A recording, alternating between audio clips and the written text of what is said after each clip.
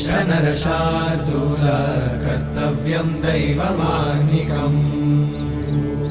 उत्तिष्ठोत्तिष्ठ गोविन्द उत्तिष्ठ गरुडध्वज उत्तिष्ठ कमलाकान्त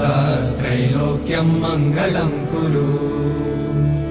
उत्तिष्ठोत्तिष्ठ गोविन्द उत्तिष्ठ गरुडध्वज उत्तिष्ठ कमलाकान्त त्रैलोक्यं मङ्गलं कुरु